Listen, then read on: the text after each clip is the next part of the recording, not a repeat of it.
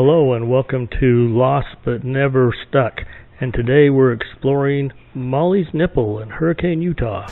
And if you're interested in this beautiful outcropping here above Hurricane, be sure to watch to the end of the video as we talk about three complete different theories on how Mollies Nipple got its name, and the fact that there are numerous Mollie nipples around Utah and the western United States.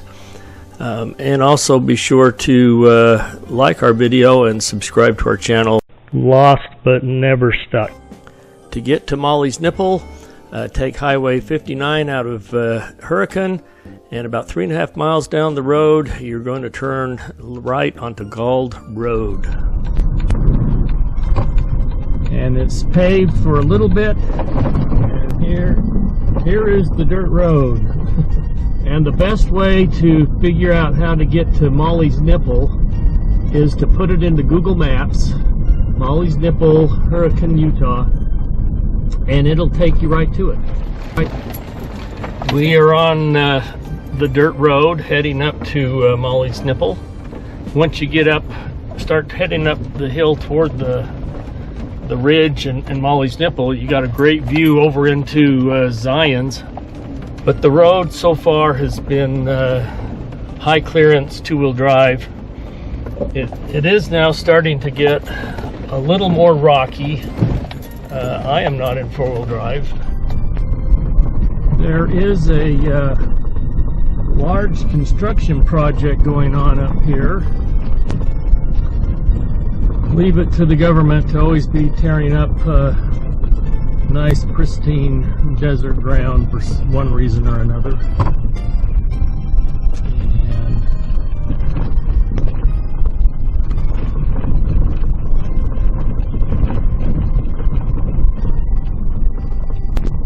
not only is there construction going on up here, they're grazing cows up here as well. This is all BLM land, and this is right where we're going to turn to kind of take this stretch up to Mollies Nipple. This part certainly doesn't require four-wheel drive, but again, high clearance vehicle is a must. Off in the distance, it's probably hard to see with this video and the GoPro camera, but you can see Mollies Nipple from here. And we'll talk more about the mystery behind Mollies Nipple and some of its place in history in Utah, most in a lot of southern Utah, and a lot of other places in the United States that somehow refer to Mollies Nipple, what it may mean, and some very famous mountains that have a similar name or similar reference.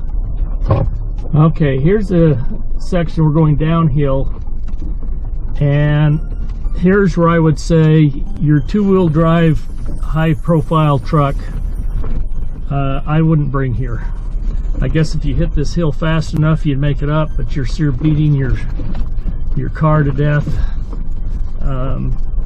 So I've now switched it to high-profile four-wheel drive, and we'll see if I have to go in four-wheel drive to go up that. And here's a pretty hefty hill we're coming up to right now, and I may go into four-wheel drive before we try that, just because it's easier. Going into four-wheel drive. Not that I think we absolutely needed it, but it saves having to bounce around more. Slowly crawl up the hill.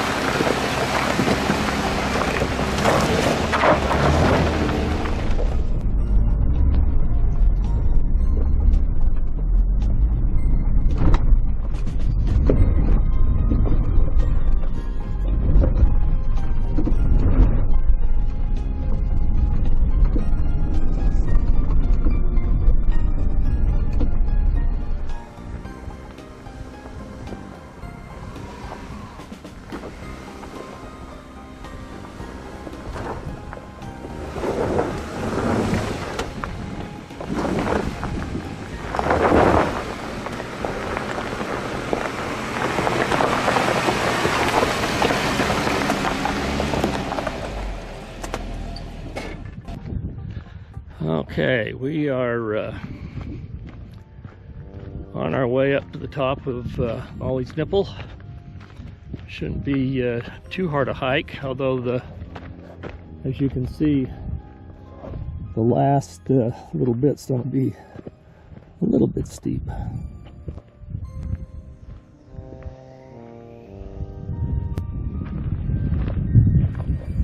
There is a nice parking area where we park the Jeep, but there's always somebody who wants to see how far up he can drive his vehicle, and that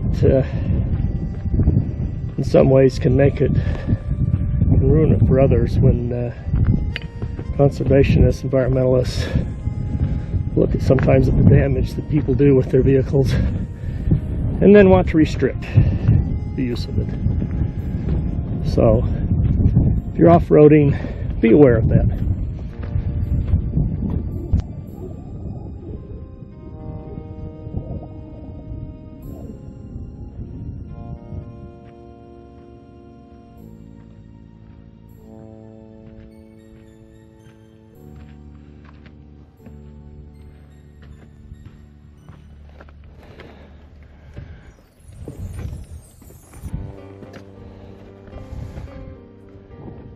Just at the base of the rock outcropping, or I suppose they call that the nipple, and we're going to look for some caves. As they say, there's some caves that were used by the ancient American natives.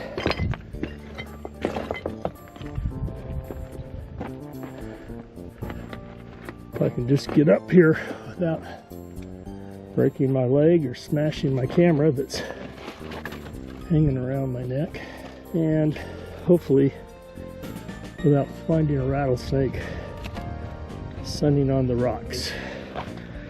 We're all but there. I should have put my camera in the backpack. Of course, then I can't get to it quick enough to take photos. And here we are on the top of Mollies Nipple.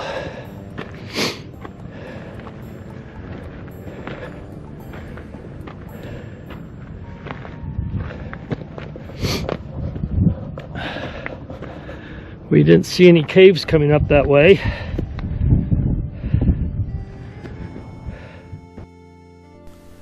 Once you're on top, you can see why the Native Americans used this as a place to signal their hunters that are out on those plains, and also to use it as a place to camp and for security from other tribes.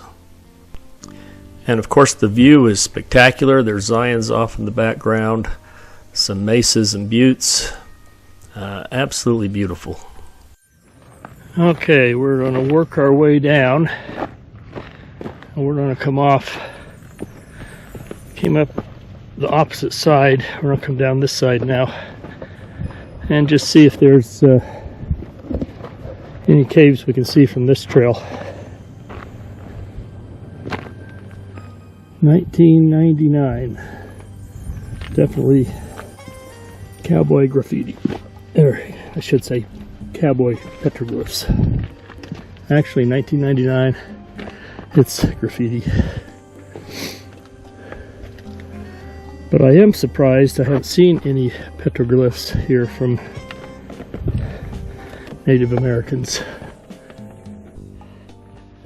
I don't consider myself old yet, just seasoned.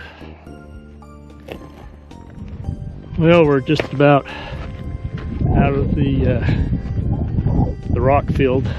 It's just a nice trail back down to the Jeep. Incredible view from up there, and I think the next time I have family members down here, we'll hike back up there and we'll walk around to the other side, because I did from here all the way around 180 degrees I need to go 180 degrees around the left side. Now, as I told you, that was named after John Kitchen's wife's, Mollies Nipple. That's what the local folklore says. There's another theory of where this got its name, and other prominent peaks and outcroppings throughout the West, and even some back east. And that is that Molly was what they used to call prostitutes,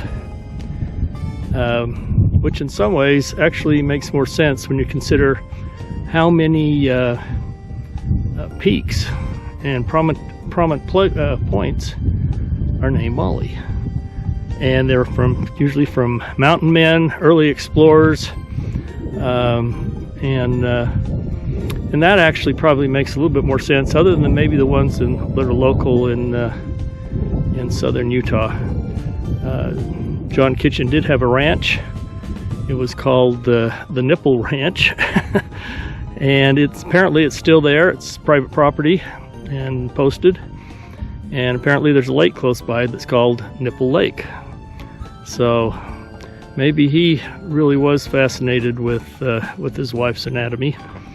But the rest of the places throughout the United States, particularly the western United States, I believe probably the fact that Molly was a name that they called prostitutes is more accurate. And if you go up to Teton National Park, where we were about a year and a half ago, the Grand Tetons, and Tetons mean the three big breasts or nipples. And so throw a third version of why these places are getting rather suggestive names is these mountain men and these explorers, I believe, were just out in the woods way, way, way too long. And when rocks and peaks start to remind you of a female anatomy, it's time to go back to civilization, as far as I'm concerned. And that's the mystery of Mollies Nipple. Three possible explanations of where they got their name. John Kitchen's wife. Molly was the name given to prostitutes. And just mountain men being out in the woods way, way, way too long. I hope you enjoyed this video. If you did, hit the like button and subscribe to my channel. Lost but not stuck.